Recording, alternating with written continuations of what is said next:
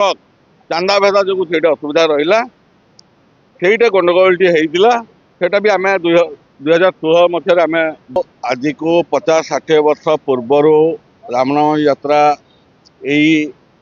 सातखंड पंचायत मध्य आंबपा रामनवमी यात्रा पालित हुए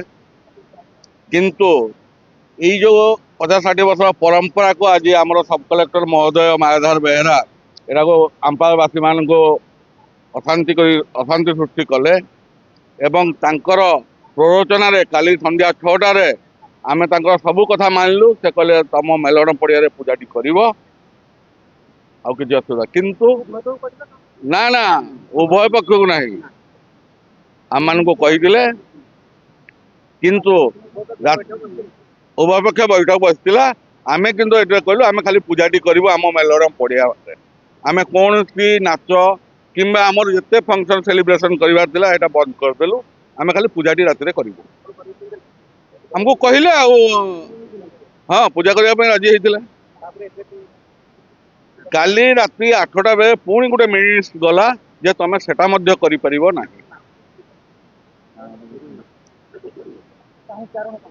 कारण है गोटे मात्र एप्लिकेंट जो अपरपक्ष लोक सुनील नायक से एप्लिकेंट से 2007 मसीह आज है 2024 तार जन्म ही नथिबो से एप्लिकेंट का प्ररोचन से एप्लिकेंट कला सेटा तदंत करंतु ग्राउंड को जाई तदंत करंतु तापर मो पाखरे अछि मो पंचायत रे गोटे 1 नंबर वार्ड अछि जोटा कि नथड़ा रे जाए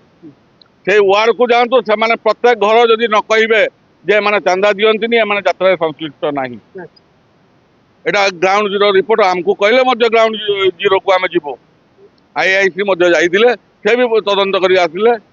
जहाँ जानी चिंता आईआईसी कहले ना पूजाटी हबो नो जातिवाद से मो पर्सनाल मोर व्यक्तिगत मुझे हाथ में चले प्रत्येक चाह दुकान चाह पीती कौन सी मोर पंचायत रे कौन सी दुकान से माने मिटे पाती ना असुविधा आज्ञा रहा माने 2007 मसीह गोटे छोटिया कोईला ट्रक चांदा भेदा जो असुविधा रहा से गंडगोलटी होता सेटा भी आम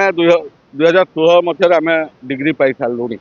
आम पाखे भी से पेपर अच्छे तापर आम 2017 अटेम्प्ट नहीं आम आउ थे यात्रा करूँ किंतु किसी गोटे असुविधा बसत आम करूँ यही तो आम गाँ कहले ना तुम जो पार युवगोष्ठी कर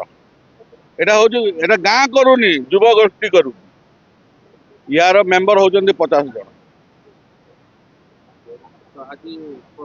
आज पदक्षेप जिते पर्यटन सब कलेक्टर न कहे यात्रा न करने से बस